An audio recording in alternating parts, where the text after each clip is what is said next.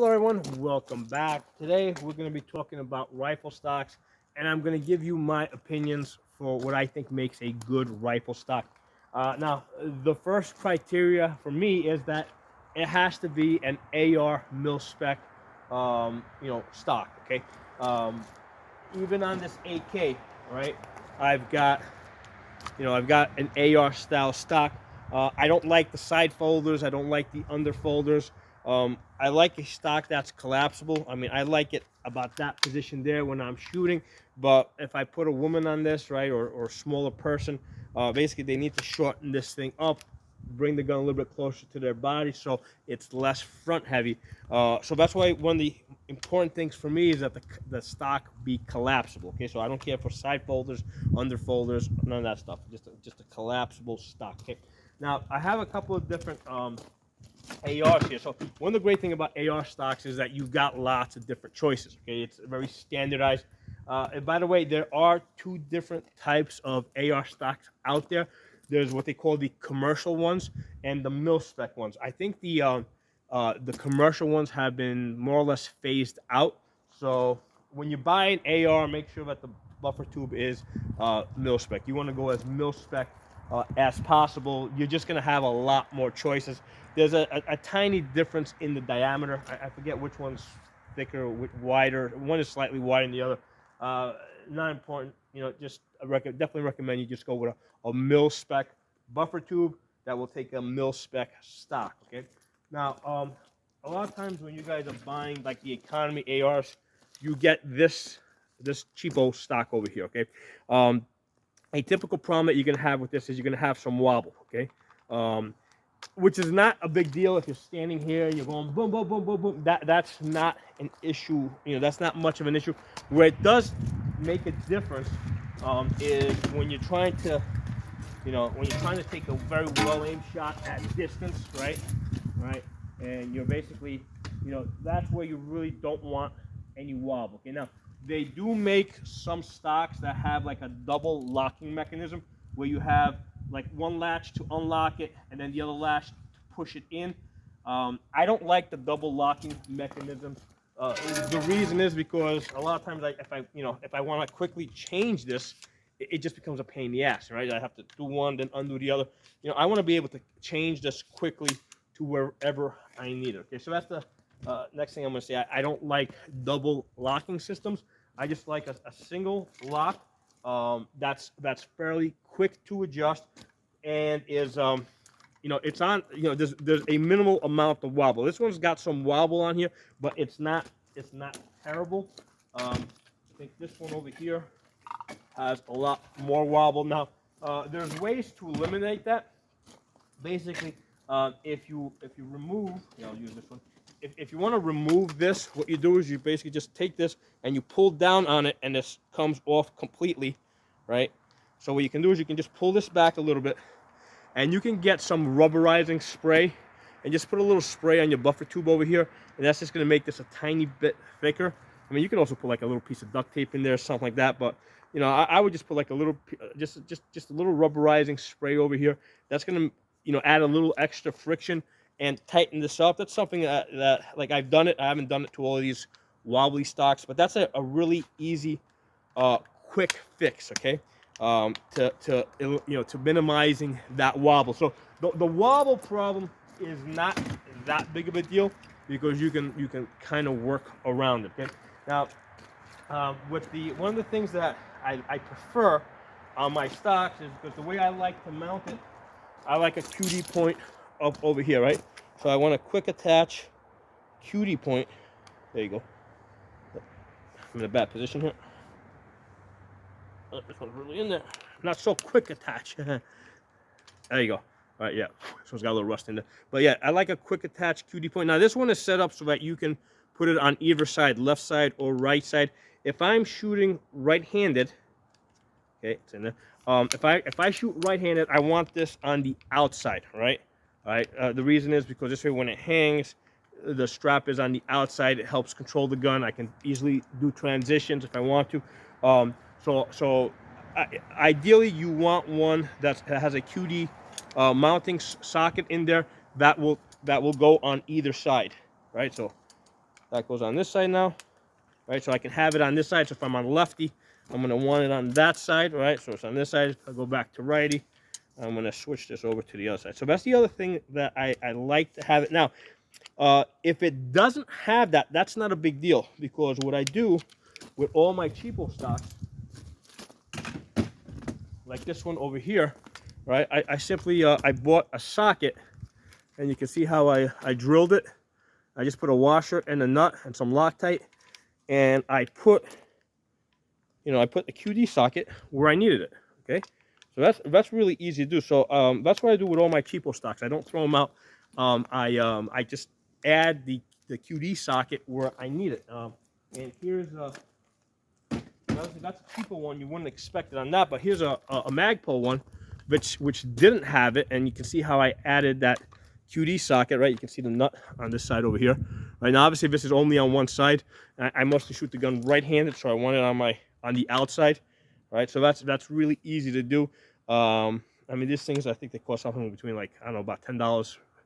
$10, and I think it comes with the QD mount itself. So you get it complete. It comes like this. $10 or $15, you get it with this piece as well. So it's not terribly expensive. Easy to pull out, put on. You just drill it, put a washer in there. You can use a lock nut that has that little plastic in there that'll lock it in place, or put some Loctite. And then what you can also do is you can just paint it, like I did with this one, right? I just took a little black paint. I just painted it so it wasn't as shiny. Matched the gun. Easy stuff to do, okay? Moving beyond that now, one of the things, and this is the main thing I wanted to talk to you guys about. When I'm shooting, among these different stocks, what I really like is this triangle. See how this comes out into a triangle? I like it to have this angle over here, okay? I want this, right, the release to be on the inside where it cannot be hit easily. I don't like it the way this is, which is exposed, and I'll explain to you guys why in a second. If I try to get into a sniper hold, right, especially if I have if I'm bagging the gun like this, right, with this angle over here, let me make sure you guys can see that. What the gun? Yeah, you guys can see that. If I turn the camera a little bit, here you go. So, what I want to do, right, the nice thing about this angle here, bring this more to this side, right, is I can slide this up and down on this angle over here to get the perfect elevation. All right, and that really makes it easy for me to just, like, if I want to basically, raise up my reticle, I just move the bag slightly forward. If I want to drop it, I just pull the bag slightly back, right? And then I basically lock this into my chest, in your typical sniper hold. And that's how I control my height, right? And I can, even with the, this is a brace over here, right? All right, this is a brace over here. Same idea, right? It's got that angle over there. So again, with my hand here or with the bag there, it makes it easy for me to make minor adjustments to the elevation, whether I want the dot a little bit higher or a little bit lower. But especially useful if you're on the bag, because you can just move this just a tiny little bit front to back, and you're just going to get it in that perfect position. And then you just basically lock the gun in, and you get really nice groups at distance. Okay. Now this one over here, let's move this gun out of the way. This one over here is kind of like that. It has a little, but so here's this thing. The release is here. Now this is a Magpul. This is nice and tight. This is I love the tightness on this, right? This has nice tightness. The way this is set up, this is the release is protected, so you're not going to accidentally hit it with your hand as you take that sniper hold, right? You're not going to accidentally hit it. So that works just fine, but it's a little bit too steep. So when you put this on the bag, when I put this on the bag, it's a little harder to get that height just perfect. So I prefer I prefer the triangle one that you saw before. Okay, I don't love this. This is a little bit brighter. There you go. So I can kind of do it the same way, but I can't find adjustment, right? Because this angle here is so steep, it takes a bit more effort to make those fine adjustments in elevation compared to this one, which has that nice triangle, and I can just you know, move the bag a little front, a little back, make perfect adjustments, right? So that I really like this style over here. The one that I hate is El Cheapo over here, right? And it's not just because it's a cheap stock. The problem with this, now, if you notice, I've actually cut this, right? You see how I had to cut this over here, right? Because this basically used to come down a little bit more, to a little easier for you to, you know, move it. But the reason why I had to cut it is because when I would get into a sniper hold with this gun, and by the way, I have shot 3.5 inches at 200 yards with this gun right here, right?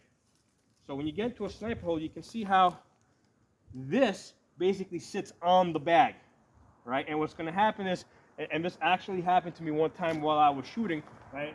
I'm aiming there, the gun went bang, the recoil basically triggered this, and the gun went boom right into my shoulder. It just completely collapsed. So it pressed down on here and went boom, hit like that, and it basically fully collapsed from the recoil because the adjustment lever was hitting the bag. Okay, so this is why that's a terrible design. I don't care for the fact that it's a little cheaper. I don't care for the fact that, you know, because, you know, you can work around all the other problems, right? Because you can see here, I added the QD socket, not a problem, right?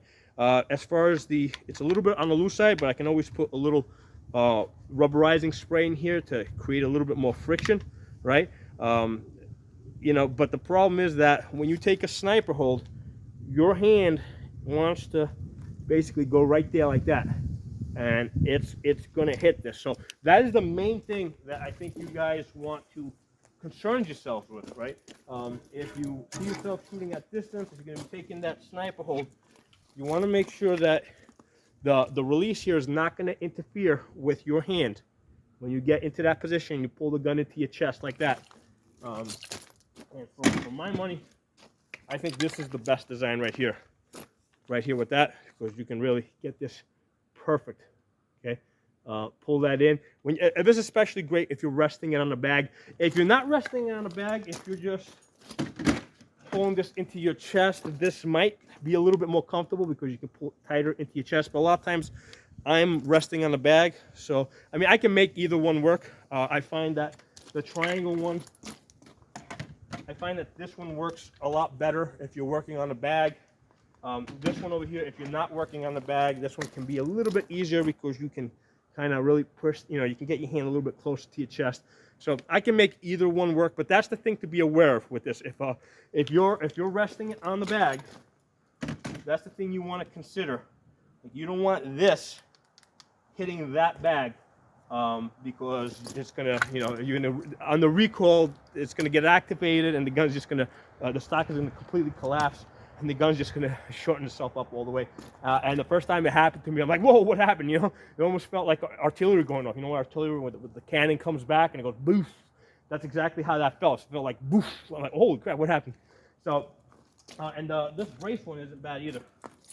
I prefer the SB. This is the SB4 brace. I like the SB4 brace compared to the SB3 brace. For the same thing, you know, if you're, I mean, I know you're not supposed to, shoulder these braces, but here's the thing: if you need to zero the gun in, right, and you know, you need to get the gun zero, you need to get it as stable as possible. So you got to rest the gun, you know, to get it as stable as possible, so you can zero it in, right? So I think that qualifies for the occasional touching that the ATF said that we can do. You know, if you need, you know, getting the gun zeroed, I think meets that criteria of occasional touching, right? The gun's gotta be accurate, right? And then afterwards, you can easily take this stuff off. You know, magnifier comes off. This thing over here comes off easy. I don't have the key with me right now, but this obviously doesn't live on this, so that's really easy stuff. So a couple of things for you guys to consider, and I'm not saying that this is the best stock or that's the other best stock. Don't think of the video in those terms. What I'm kind of just giving you the cost benefits, the things that you know, the advantages that one stock is going to give you over another. I mean, there are certain advantages to the wobble stock, right? This has a lot of movement, but this also adjusts really quickly, right? I can adjust this a lot quicker than I can with this Magpul one, right? So this one's really tight, absolutely no wobble, but you know, I can't quite adjust it as quickly. So there's going to always be a trade-off, okay? So, you know, you just got to figure out, collect all the information, right? Figure out what you're doing, and then figure out what's going to work best for you. So hope you guys enjoyed the video. If you're not a member of the channel, subscribe. Hit the bell button if you're, you know, so you can get the notifications. And also, make sure you guys subscribe to the new channel that I've set up, Absolute Guns. There's 2 strikes on this channel. It's a good chance this channel might disappear. You know, they might delete this channel off of YouTube, so make sure you guys get yourself over to the new channel that I set up, Absolute Guns. So if this channel goes, then you can still find me on the other one, okay? I'll talk to you all soon.